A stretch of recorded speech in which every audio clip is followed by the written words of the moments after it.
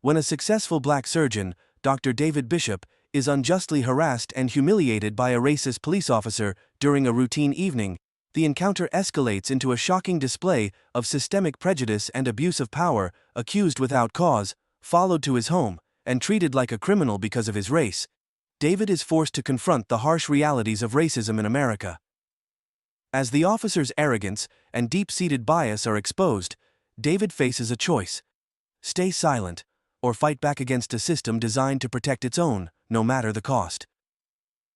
The afternoon sun poured down on Main Street, its golden rays glinting off the storefront windows. Marcus Reed walked at a steady pace, his posture upright and confident, his custom charcoal gray suit crisp and immaculate. He carried himself like someone who belonged, not just to the street, but to the city itself. The polished leather of his shoes clicked rhythmically against the pavement, a sound lost in the hum of distant traffic. A black SUV idled a few feet away.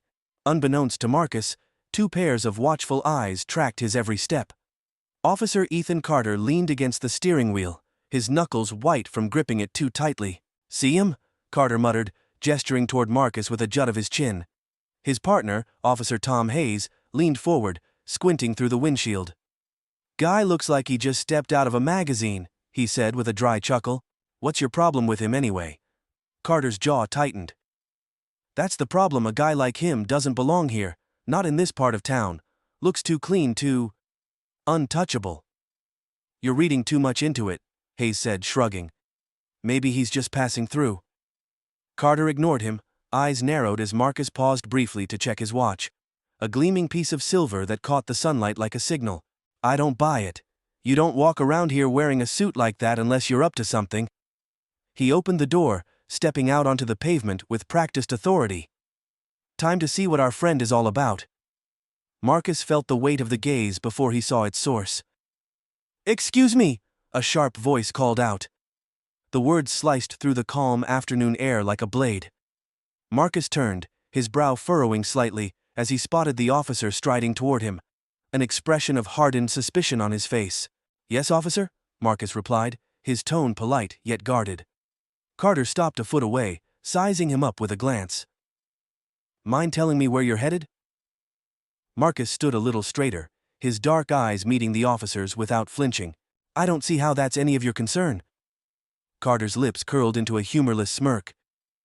"It's my concern if you're wandering around this neighborhood dressed like—" He gestured vaguely at Marcus's suit. "That doesn't quite fit the scenery, does it?" Marcus suppressed a sigh, a flicker of frustration surfacing beneath his calm demeanor. "I wasn't aware there was a dress code for this part of the city." Carter's gaze darkened. "Don't get smart with me," he said, his voice dropping an octave. "ID now." Marcus hesitated. He'd been here before, dealing with someone who saw only what they wanted to see. With a measured breath, he reached into his pocket, moving slowly, deliberately. "There's no need for this, officer. I haven't done anything wrong." Carter stepped closer, his hand hovering near the radio clipped to his shoulder. "I'll decide that you don't look like someone who belongs here, and until I'm satisfied, you're not going anywhere." Marcus handed over his ID, his face impassive, though his pulse quickened. "Stay calm," he told himself. "This is just another test, another moment to endure." As Carter examined the ID with a scowl, Marcus stood perfectly still, his expression a mask of composed resolve. Hayes, still seated in the squad car, watched the scene unfold with a wary look. "Carter, maybe," he started to say, but Carter ignored him.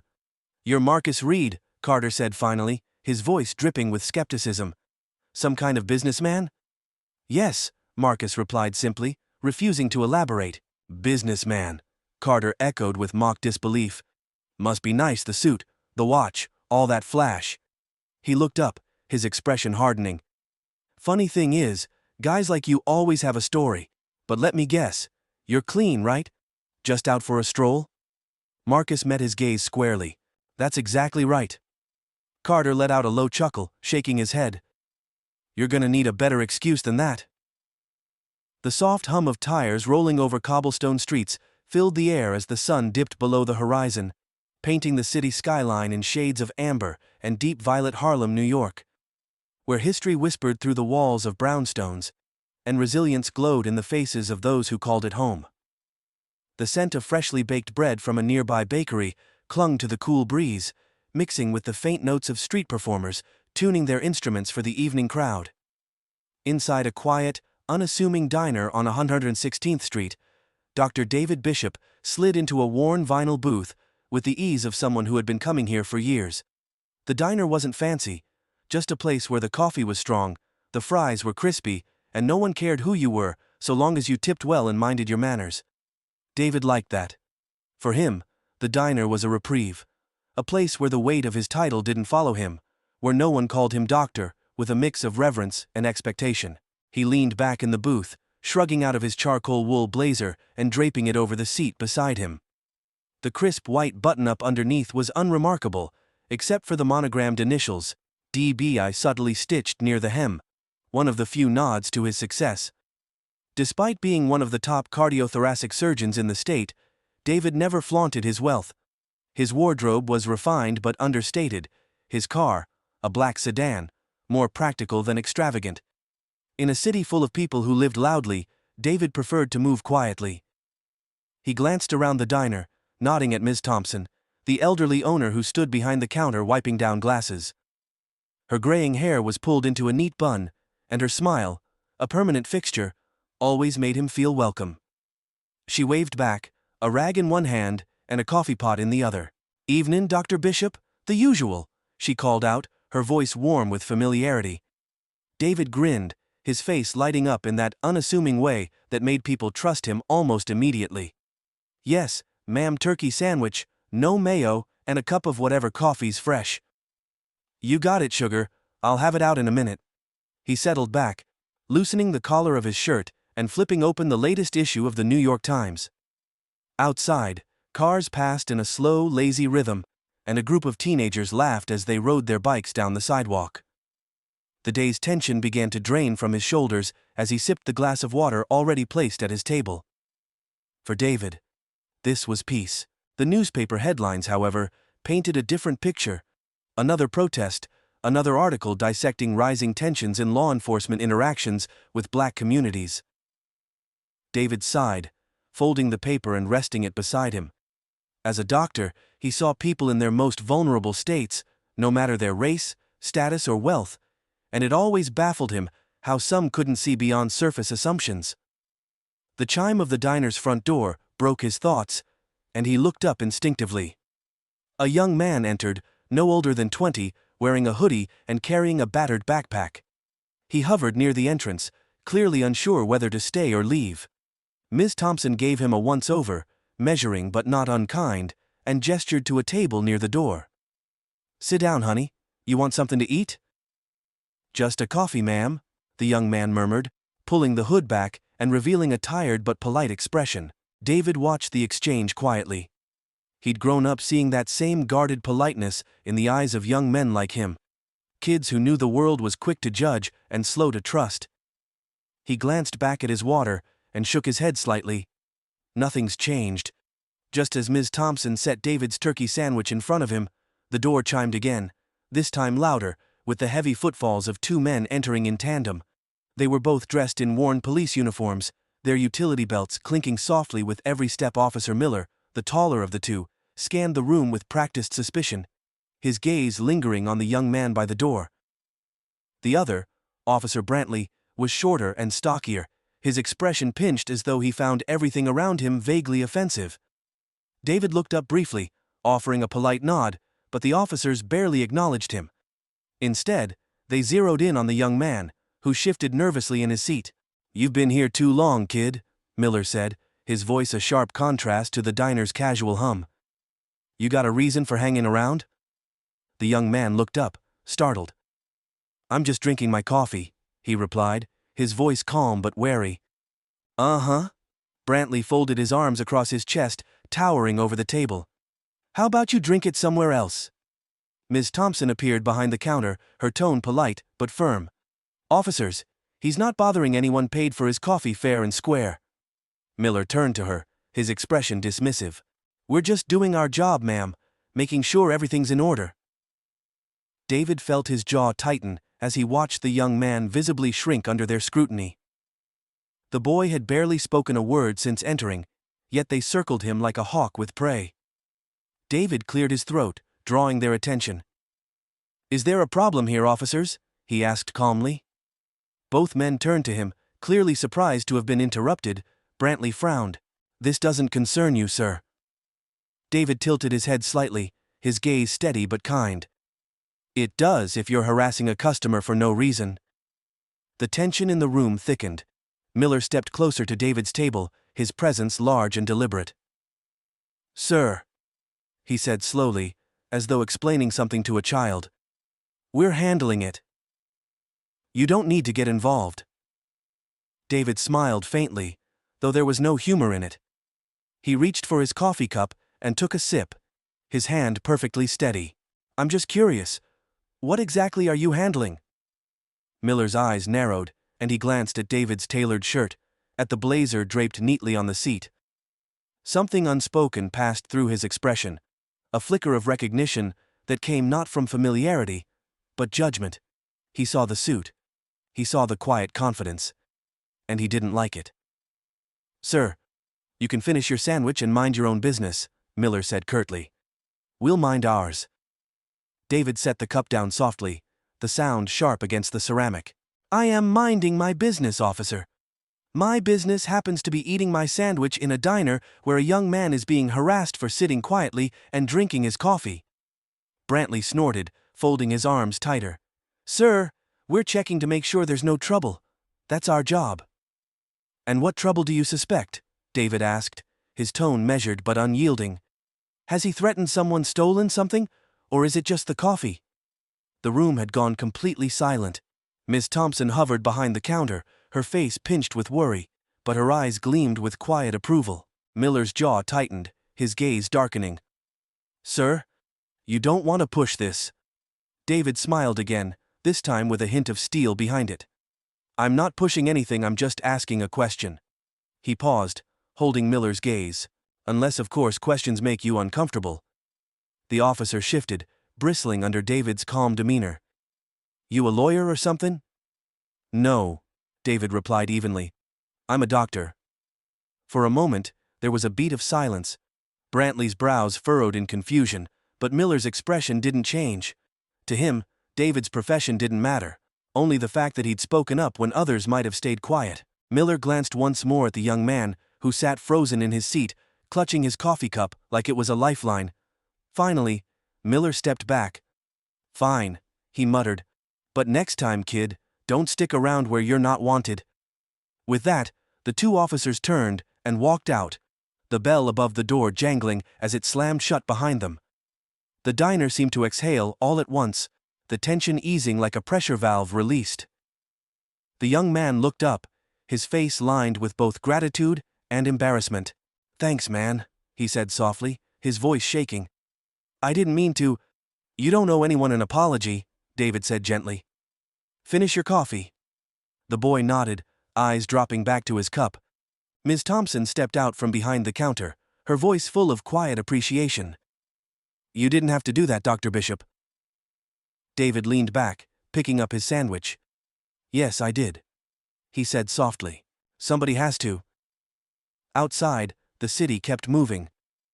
Inside the diner, David Bishop took another bite of his sandwich, aware that this wasn't the last time he would be called to speak up, but determined that it wouldn't be the last time he did. The diner had returned to a fragile sense of calm. The faint murmur of conversation started up again, and the clink of cutlery against plates broke the silence that the two officers had left behind.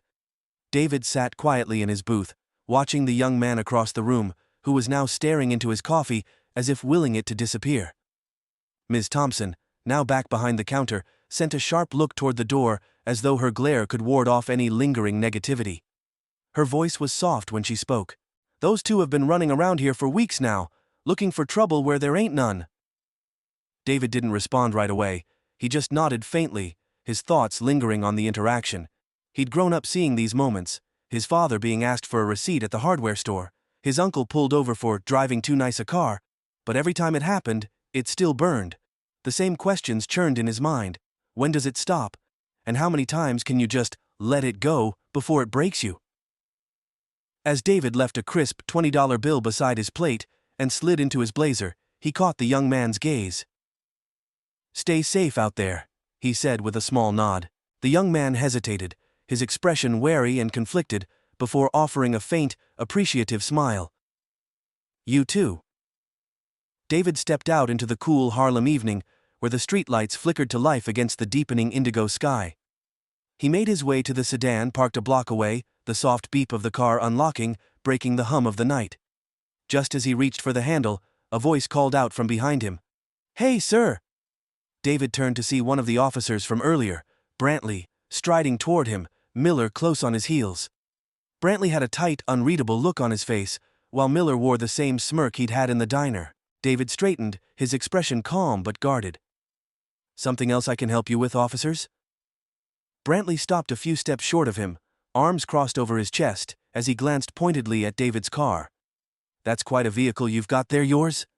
David raised an eyebrow, his patience thinning. "It is." "Mind if we see some registration?" Miller asked, his tone laced with mock politeness. "We're just doing our due diligence." David's jaw tightened slightly, but he forced himself to take a steady breath before responding. "I'm not sure what due diligence means in this case, considering I'm not doing anything illegal. I just walked out of a diner." Miller shrugged, feigning indifference. "Call it standard procedure. Nice car, nice suit, it raises questions." David's heart pounded against his ribs, a simmering anger threatening to break through his practiced composure. "Questions," he echoed, his voice steady. "And what questions are those, officer?" Brantley finally spoke, his voice low and firm. "Let's not make this difficult, sir. Registration and ID. Now." David stared at the two men, feeling the familiar pull between fury and restraint. He had done this dance before, the temptation to demand they explain themselves, to call out the racism wrapped neatly in bureaucratic excuses, sat heavy in his chest. But instead, he reached into the breast pocket of his blazer, moving slowly and deliberately, so there would be no misunderstandings. "Here's my license," he said, handing it to Brantley, who snatched it with more force than necessary. "And I'll get the registration from the glove compartment. I trust you won't object if I reach for it." The sarcasm in his tone wasn't lost on them. Miller's smirk faltered for half a second, but he said nothing. David opened the car door slowly, leaning in to retrieve the leather folder from the glove box. He could feel their eyes boring into his back, as though they were just waiting for him to make a wrong move. Every gesture matters, he thought bitterly. Every word, every breath, everything matters. He handed over the registration, his hands steady, despite the tightness in his chest. "There. My ID and my registration. Now would you mind telling me why I'm being treated like a suspect for owning a car?" Miller snorted softly. "No need to get defensive, sir. We're just making sure everything's legit." "Legit?" David repeated, his voice cool. "You've had plenty of time to run my plates. I assume you've already confirmed it's not stolen. So what exactly are we doing here, gentlemen?" Brantley shifted uncomfortably, but Miller's smirk grew wider. "No offense, but it's not every day we see a man dressed like you, driving a car like this, in this neighborhood, just checking all the boxes." David's patience snapped. "You're not checking boxes, you're making assumptions. Dangerous ones.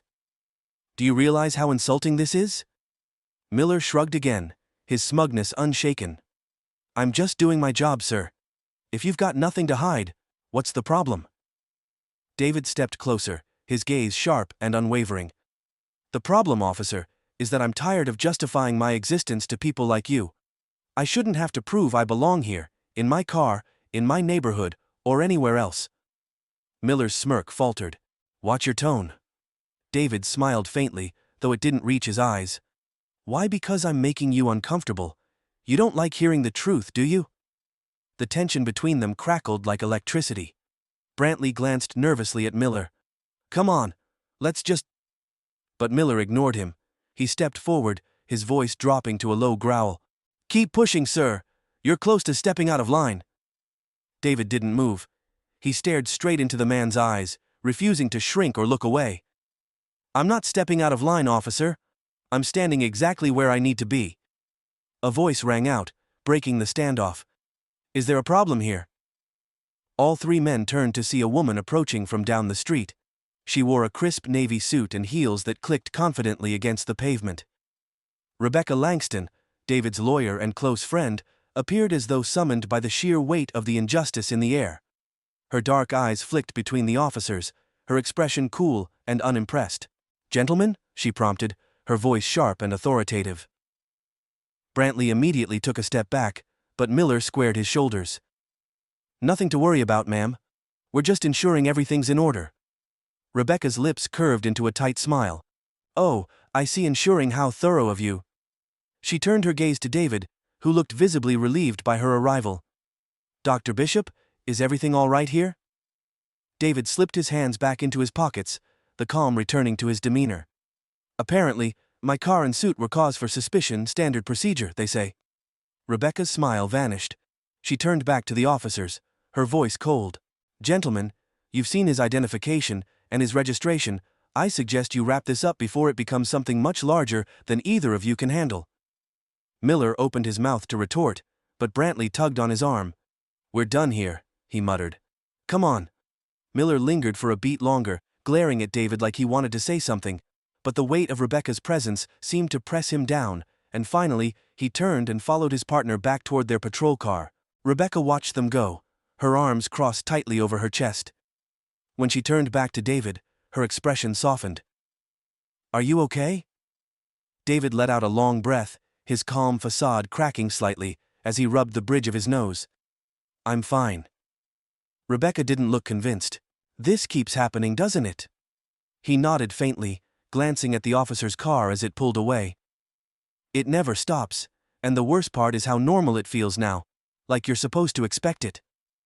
Rebecca stepped closer, her voice low. "They picked the wrong man to target this time, David. You're not letting this slide." David met her gaze, his resolve hardening. "No, I'm not." The car ride home was quiet, but David's mind raced. His heart still thudded with residual anger, and he replayed the confrontation over and over. How many others had stood in his shoes, held their breath, kept their hands visible, spoken softly when they wanted to shout, just to survive the moment? How many more would have to endure it? As his building came into view, David tightened his grip on the wheel. Rebecca was right. They'd picked the wrong man this time. He wouldn't let it slide. Not for himself, and not for anyone else.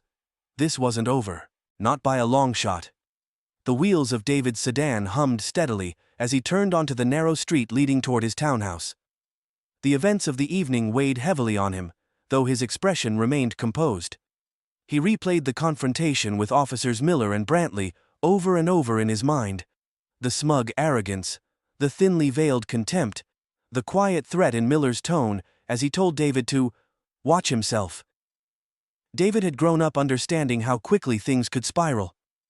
His father used to say, "Son, when they look at you, they don't see a man. They see a problem. Don't give them an excuse to escalate it." Tonight, David hadn't escalated anything. But still, it had almost tipped into something worse. As he pulled into the driveway and turned off the engine, a pair of headlights washed over his rearview mirror, startling him. David turned to see a familiar black and white patrol car idling just behind him. No, he thought, the tension in his chest tightening. The patrol car door opened, and Officer Miller stepped out, his form shadowed by the beam of his headlights. David didn't move. He sat still, gripping the steering wheel tightly as Miller approached the driver's side window.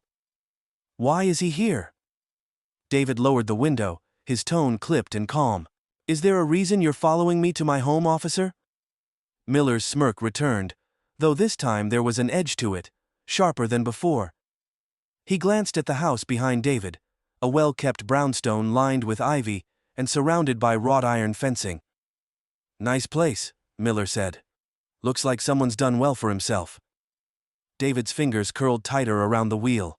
"Is there something I can help you with, or are you just here to admire the view?" Miller tilted his head, that smug expression never faltering. "Just making sure everything's above board. Can't be too careful these days. Nice cars, nice homes. Sometimes they don't add up, you know." David felt the anger spark in his chest like a flare. He took a slow breath, keeping his voice steady. "I've had enough of this. I don't need to explain myself to you, or anyone else." Miller shrugged, taking a step back. Suit yourself, but I wouldn't get too comfortable, Doc. Some of us don't look kindly on people who think they're untouchable. David narrowed his gaze. I know exactly what kind of person you are, Officer Miller. And trust me, you're the one who isn't untouchable. Miller's expression darkened. The smirk vanished for just a second, replaced by something closer to anger. Without another word, he turned, walking back to his patrol car. He slid into the driver's seat and, with a final rev of the engine, pulled away into the night. David sat still for a moment, the only sound the distant rumble of Miller's car fading down the street. He ran a hand down his face, frustration radiating off him in waves. The next morning, David sat at the head of a conference table in his downtown office, his suit perfectly pressed, though his eyes carried the weight of a restless night. The floor-to-ceiling windows offered a view of the Manhattan skyline, but he barely noticed it. Across from him sat Rebecca Langston, her legal pad filled with notes, her gaze sharp as always. You look like you didn't sleep, she observed, setting her pen down. David let out a breath, leaning back in his chair. I didn't.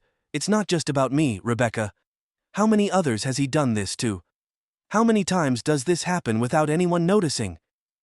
Rebecca nodded, her expression softening. I understand, David. But you need to be careful about how you approach this. You're not just challenging one officer. You're stepping into a much bigger fight. I know that, David replied, his voice calm but firm. That's why I need to do this the right way. Rebecca studied him, leaning forward. Then let's start by filing a formal complaint. Miller is counting on the fact that you'll do nothing. That you'll let this slide. If we make noise, we force them to take action. David nodded. I'm ready. Call whoever you need to call. I want this on record. Later that afternoon, David sat in his office, deep in thought, when his assistant buzzed him over the intercom. Dr. Bishop, there's an Officer Daniels here to see you. He says it's urgent.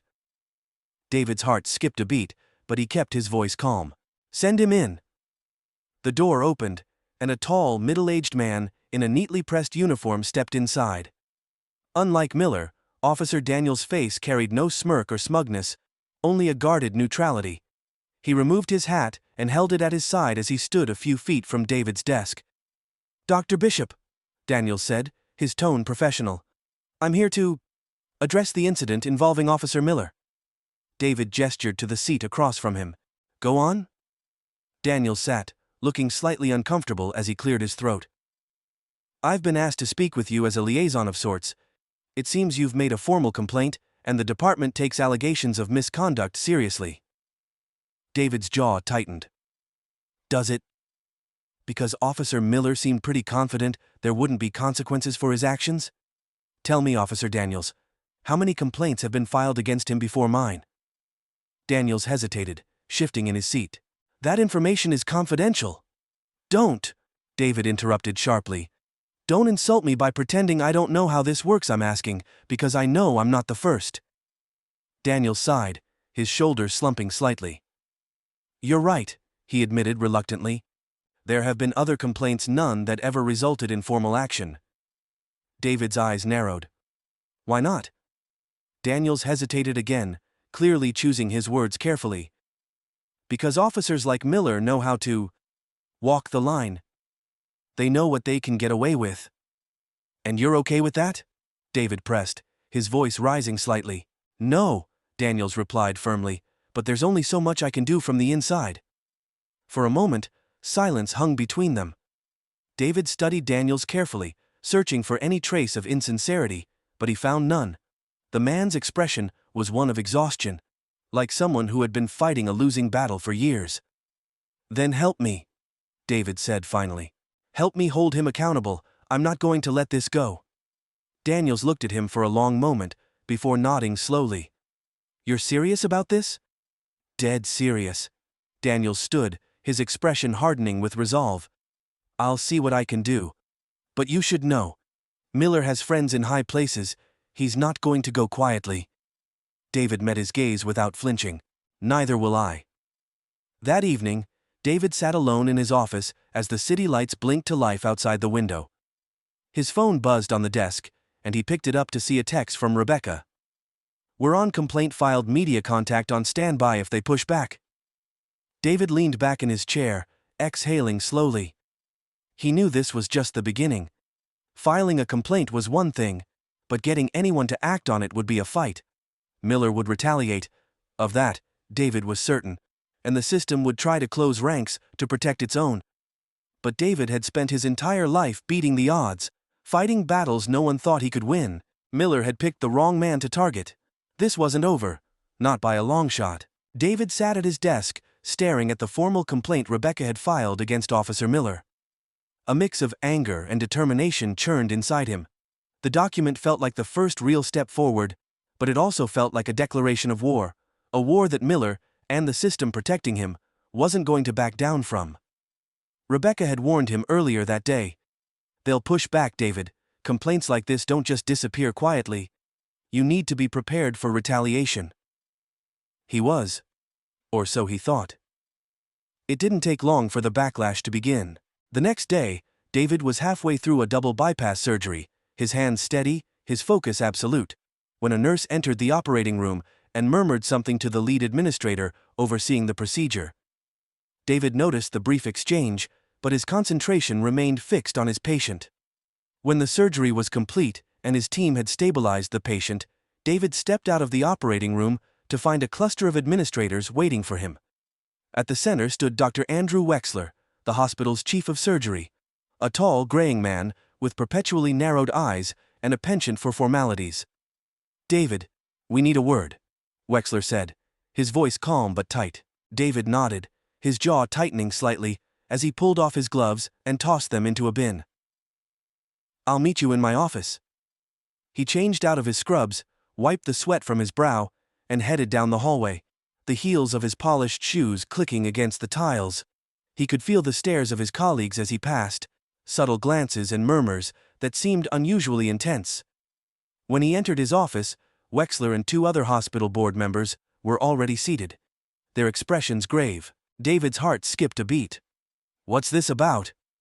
Wexler steepled his fingers, his gaze cool. "We've received a call this morning from the police department, specifically Officer Miller." David froze, his stomach turning. "And?" Wexler's lips pressed into a thin line. "He's filed a complaint against you, David." David blinked. "Against me?" Wexler nodded. "He claims you verbally harassed him and obstructed an ongoing investigation. He's also insinuated that your conduct was unbecoming for someone of your position." David's eyes narrowed.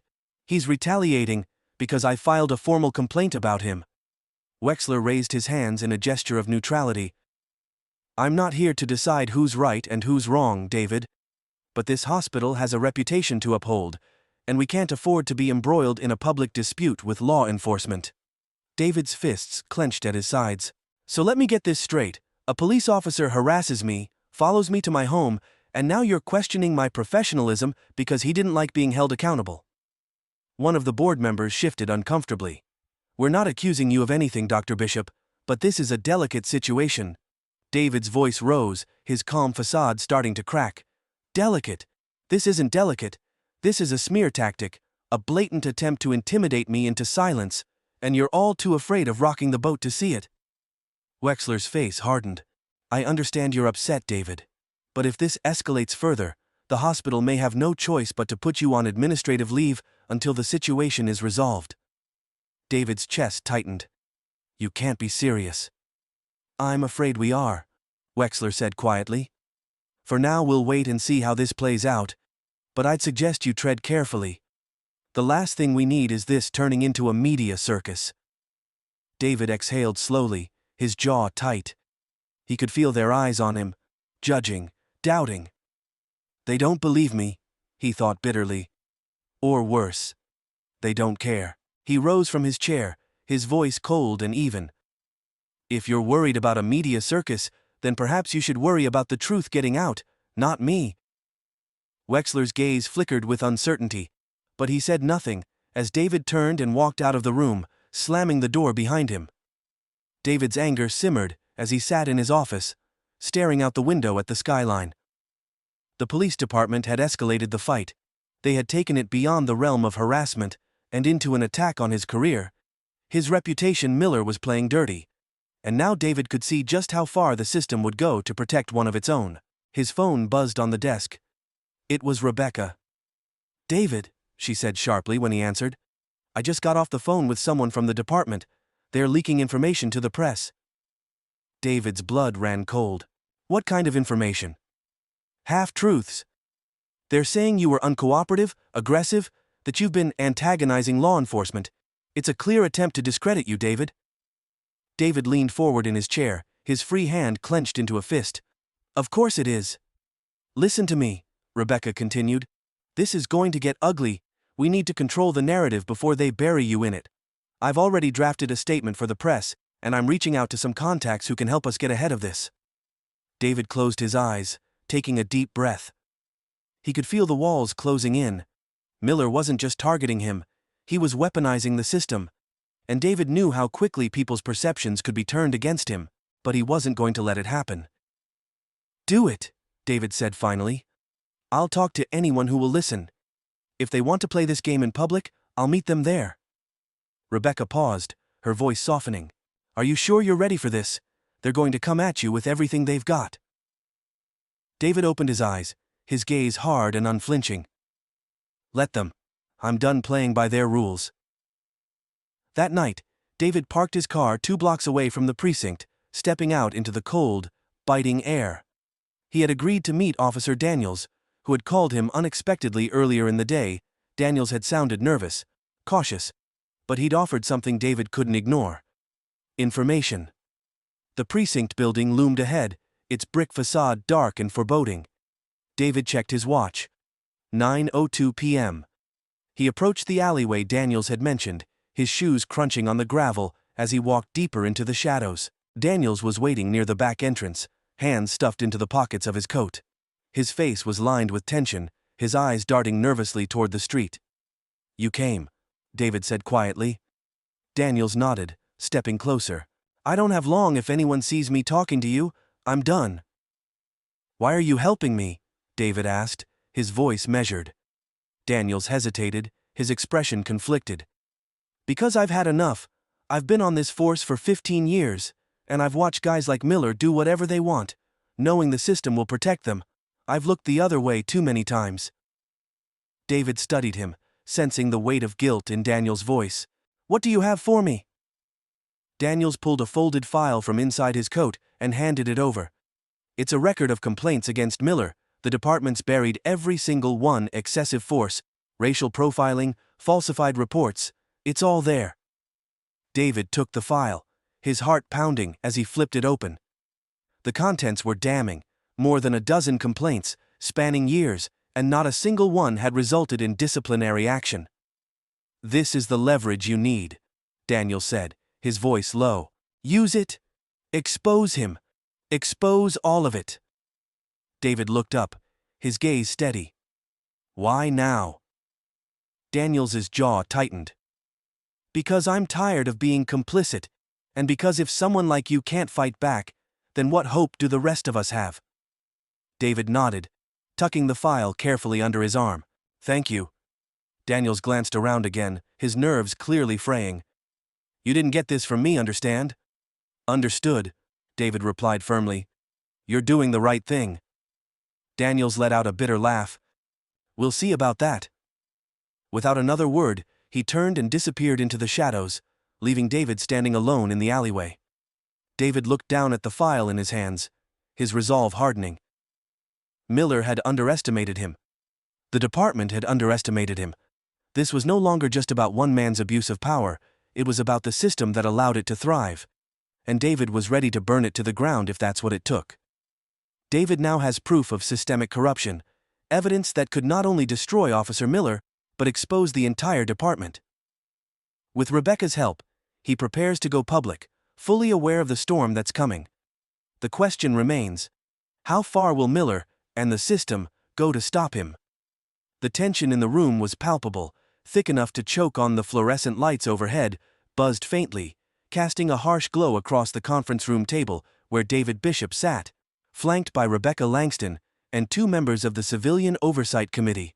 Across from him sat Officer Craig Miller, his smug expression only slightly cracked, and beside him, the police department's attorney, a man in his 50s with steely gray hair and an air of thinly veiled contempt. Chief Douglas Marshall, head of the precinct, stood near the room's only window, his expression carved from stone as he watched the proceedings like a referee, waiting for the first punch to land. Rebecca had orchestrated this meeting as a last resort, an attempt to force Miller's misconduct into the light before going fully public. But David knew this wasn't about justice for Miller. This was about making a point, a system-wide battle that began with this moment. "All right," the chief said finally, breaking the silence. "We're here to address the allegations brought forward by Dr. Bishop regarding Officer Miller. The department takes all complaints seriously, and I trust that we'll handle this matter professionally and with respect." David looked at Miller, whose smirk lingered like a stain. "Do you now?" The words hung in the air, heavy and deliberate. Miller's expression twitched, but he said nothing. Rebecca leaned forward, her voice sharp and unrelenting. "Let's not waste time, Chief Marshal. We have the documentation right here." She placed a thick folder onto the table with a sharp slap. The sound echoed through the room like a gunshot. "The record," she continued, opening the folder, "shows over a dozen complaints filed against Officer Miller over the past 5 years. Excessive force, racial profiling, harassment of individuals without probable cause, all buried, all ignored." David watched as the color drained ever so slightly from the police attorney's face, though he remained composed. Miller, however, bristled, his jaw tightening. "Those complaints were unsubstantiated," the attorney said coolly, his tone dripping with indifference. "Unsubstantiated?" David repeated, his voice calm but with a simmering edge. "Or covered up?" Miller laughed bitterly, shaking his head. "Here we go," he muttered. "The big-shot doctor thinks he can play detective now." David's eyes locked onto Miller, unblinking. "I don't need to play anything, Officer Miller. You've done a fine job exposing yourself." "Watch it," Miller snarled, his voice low and dangerous. "Or what?" David's voice rose just slightly, his composure sharpening into steel. "You'll harass me again, follow me to my house, make more false reports to try to ruin my reputation?"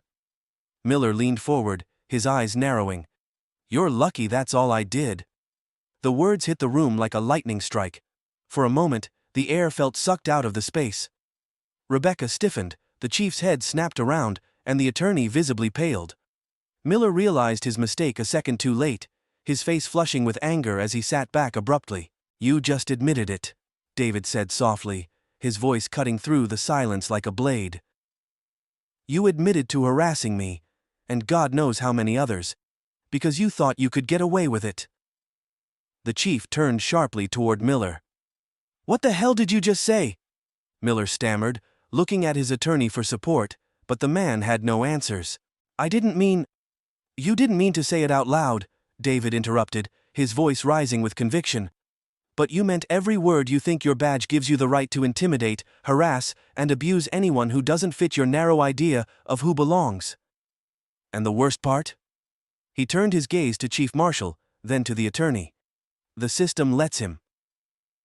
"This is absurd," the attorney cut in, his voice laced with desperation. "You're twisting words, Dr. Bishop."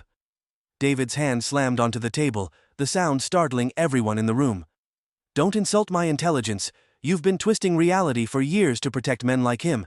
The evidence is here: buried complaints, falsified reports, victims too afraid to fight back because they knew you'd bury them next, but you picked the wrong man this time." Rebecca nodded, adding swiftly, "And if you're not prepared to act on this now, we'll take it straight to the public, every file, every complaint, every systemic failure that let Officer Miller operate unchecked for years." Miller shot out of his seat, his face red with fury. "You think you can threaten us? You think anyone's going to care about your sob story, Doc? You're just another—" "Enough!" Chief Marshall's voice boomed through the room. He pointed a finger at Miller, his face flushed with a mix of anger and embarrassment. "Sit down, officer!" Miller hesitated, fists clenched, before dropping back into his chair with a venomous glare at David. The chief turned to Rebecca and David, his tone now strained but conciliatory. "We'll review the complaints and conduct an internal investigation." "No," David said firmly. "No more internal investigations. You've had years to hold him accountable, and you chose to look the other way. This isn't just about Miller, it's about the culture that protects him." Chief Marshall's jaw tightened. "What are you asking for?" Rebecca answered before David could. "We're asking for his immediate suspension, pending an external review, and we're asking for a formal statement from the department acknowledging the ongoing issues of misconduct and racial bias." Miller's head snapped up. "You can't." "Oh, we can," Rebecca shot back. "And we will. If you refuse, I'll personally ensure this story reaches every major news outlet in the city. I'll make sure everyone knows exactly what happens here." The chief rubbed his temples, clearly torn. The weight of the truth, and the damning evidence, was beginning to press down on him.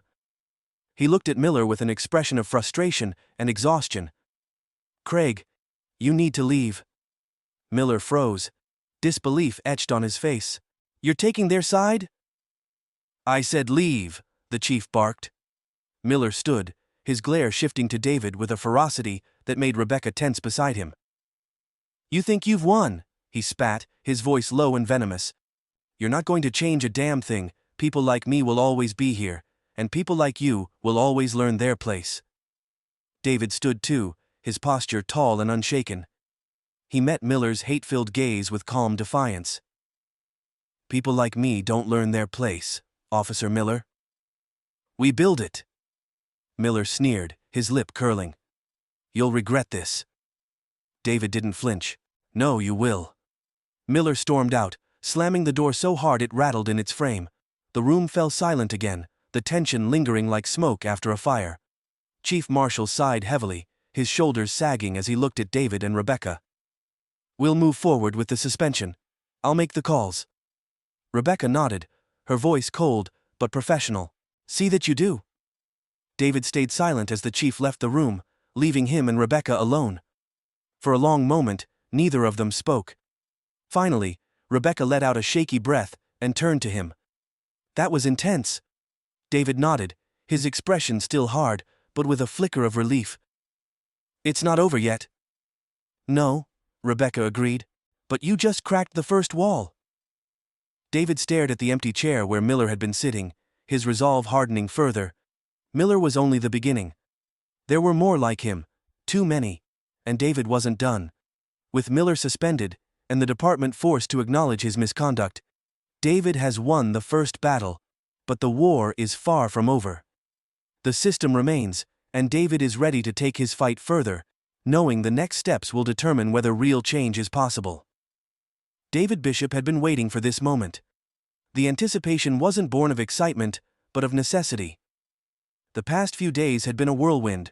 Miller's retaliatory accusations, the thinly veiled smear campaign against him, and the knowledge that his complaint could upend everything he'd worked for. But through it all, David hadn't wavered. This confrontation had been coming, and now it was here. The precinct lobby buzzed with low murmurs as David strode through the double-glass doors. Rebecca walked beside him, her presence a steadying force.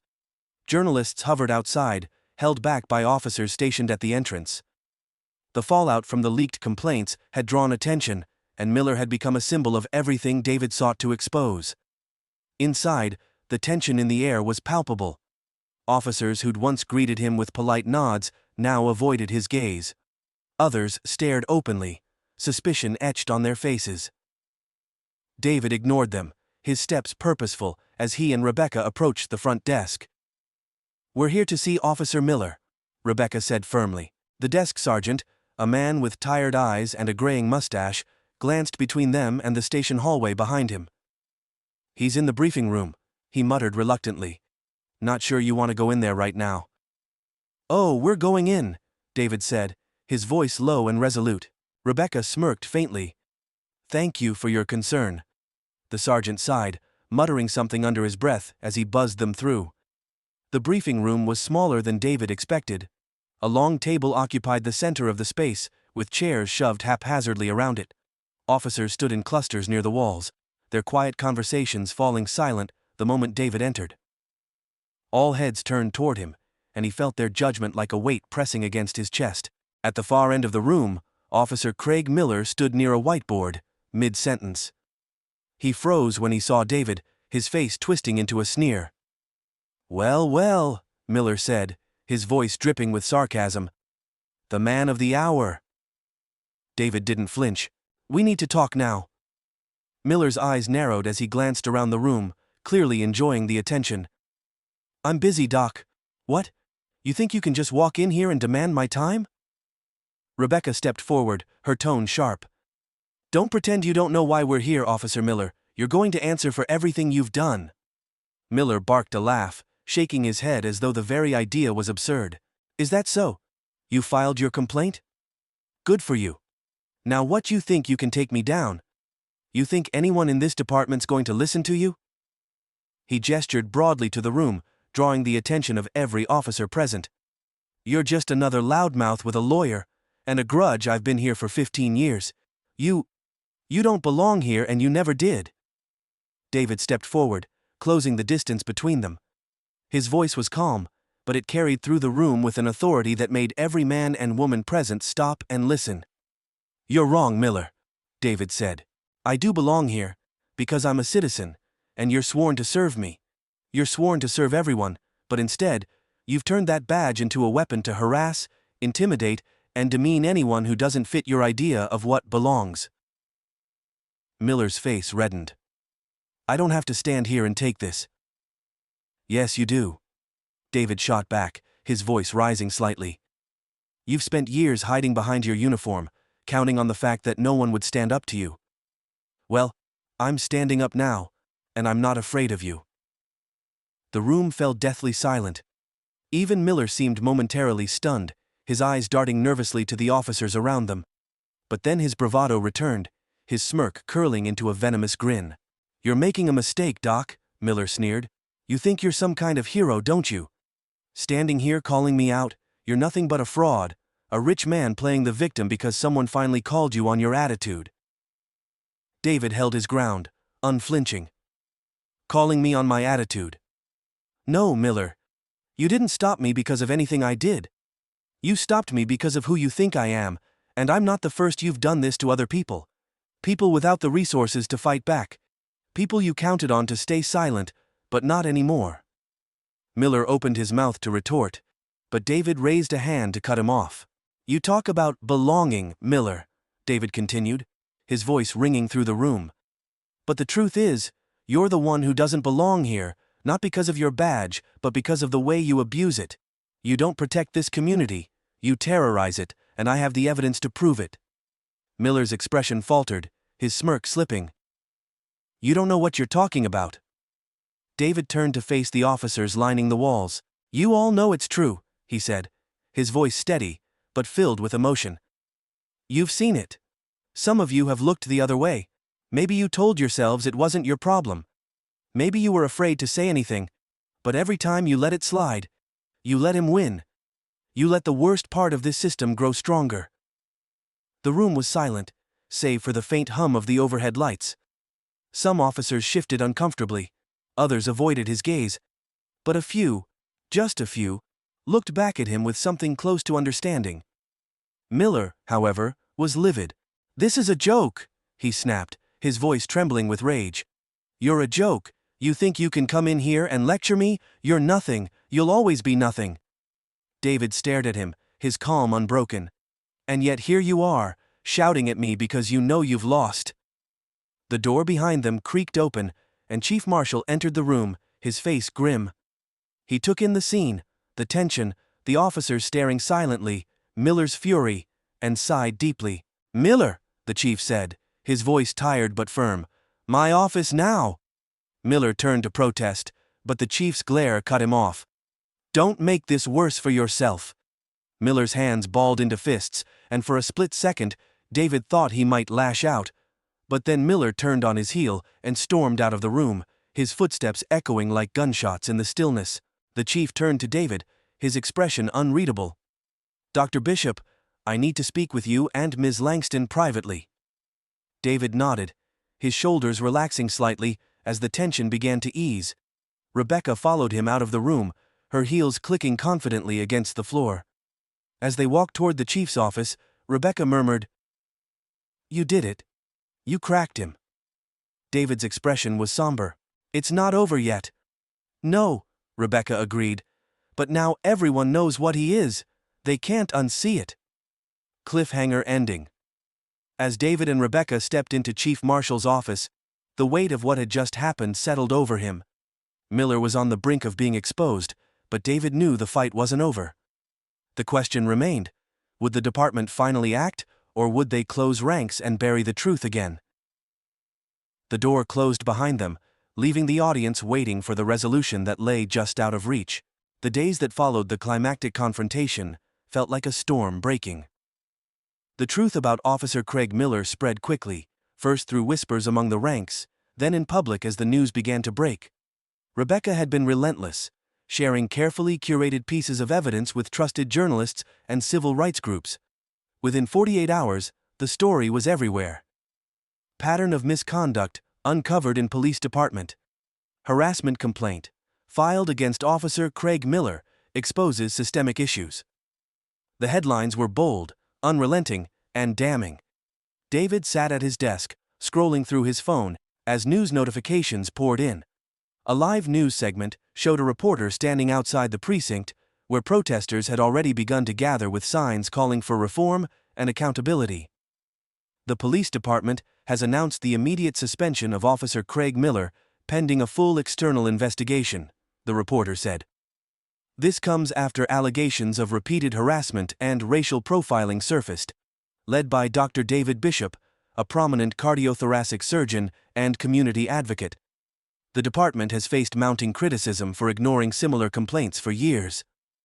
David set the phone down and leaned back in his chair, exhaling a breath he didn't realize he'd been holding. "Suspension," he muttered aloud. It wasn't enough, not yet, but it was a start. The door to his office opened, and Rebecca stepped in, her face lit with the glow of victory. She carried a folder in one hand and a coffee cup in the other. "He's done," she said, setting both on the desk with a thud. "The department caved. Miller's suspension is official, and they've agreed to a third-party review of the complaints. It's the first time in years they've allowed outside investigators in." David nodded, though his expression remained somber. "And the chief?" Rebecca's smile faded slightly. "Marshall's trying to cover his tracks. He's claiming ignorance, said the complaints never made it to his desk. It's classic damage control, but the cracks are showing." David's gaze sharpened. "So, they're still protecting him?" "They're trying to protect themselves," Rebecca corrected. "The good news: they can't bury this anymore. You forced the system to look at itself." David ran a hand through his hair, his thoughts swirling. "And what about Miller?" Rebecca's lips curled into a tight smile. "He's been silent. My guess he's trying to figure out how to save himself, but with the evidence we've uncovered, his career is finished. Whether they fire him today or a month from now, he'll never wear a badge again." David nodded, a flicker of satisfaction crossing his face. "Good." Rebecca sat down across from him, studying his expression. "You don't look as happy as you should be. This is a win, David. A big one." "I know," he said quietly. "But it's not enough. Taking down Miller doesn't change the system that let him thrive. It doesn't fix the damage he's done." Rebecca leaned back, her gaze thoughtful. "No. But it's a start. And sometimes, that's the only way you make change. One step at a time." David looked out the window at the bustling city below. "Then I'll keep stepping."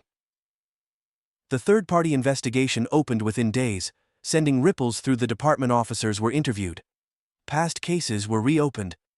Chief Marshall's leadership came under scrutiny as it became clear that Miller's behavior wasn't an isolated incident, but part of a larger, ignored pattern. Community leaders began organizing town halls, demanding more transparency and accountability from law enforcement. David attended one of the first meetings, sitting quietly in the back until someone recognized him. "Dr. Bishop," a woman called out, waving him forward. "You're the reason we're here. Speak."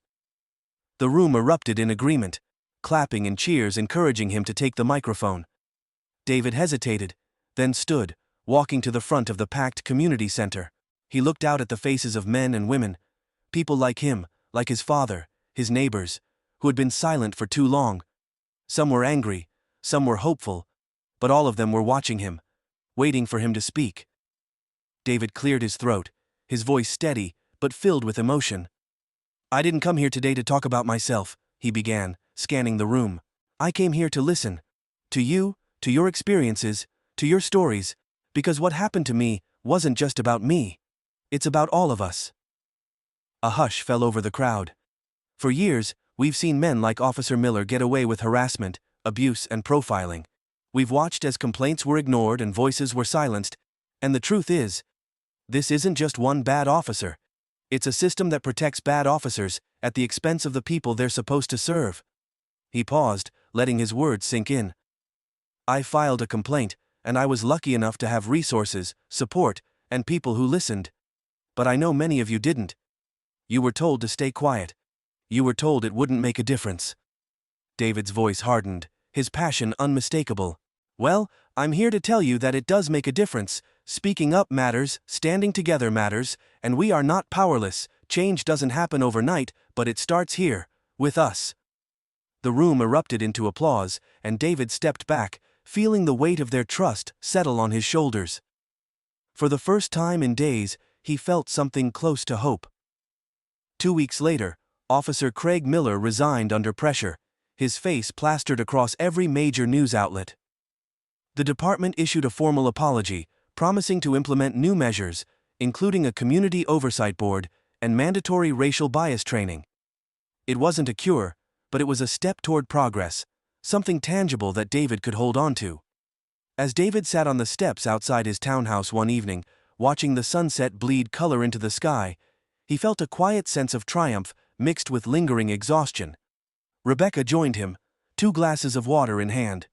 "You did it," she said, passing him a glass. David shook his head lightly. "We did it. And it's not over yet." She smiled knowingly. "You're already thinking about what's next, aren't you?" "I have to," David replied, his gaze distant. "The fight doesn't stop with Miller, there's too much left to fix." Rebecca took a sip of water. "You're a stubborn man, David Bishop." He smiled faintly, the first real smile she'd seen in days. "I learned from the best." They sat in companionable silence, watching the city lights flicker to life, one by one. The next morning, David received an email from a young man named Tyler, the same teenager he'd defended at the diner weeks earlier. The subject line read, "Thank you." The email was short, but powerful. "Dr. Bishop, I don't know if you remember me, but you stood up for me when no one else would. I saw you on the news, and I wanted to say thank you. You gave me hope that things can change. I'm applying to college this fall. Maybe I'll get to be like you one day." David sat back in his chair, staring at the words on the screen, his throat tightening. It was a small thing, a ripple in a vast ocean, but it was proof that standing up mattered. With renewed determination, David turned to his desk, his mind already working on the next steps. He wasn't done fighting. And he never would be. The conflict ends with Miller's resignation, systemic changes beginning to take root, and David finding a renewed sense of purpose. While the system isn't fixed overnight, David's actions ignite a ripple effect, inspiring others to speak out and demand change. The story closes with hope for the future, even as David prepares to continue the fight.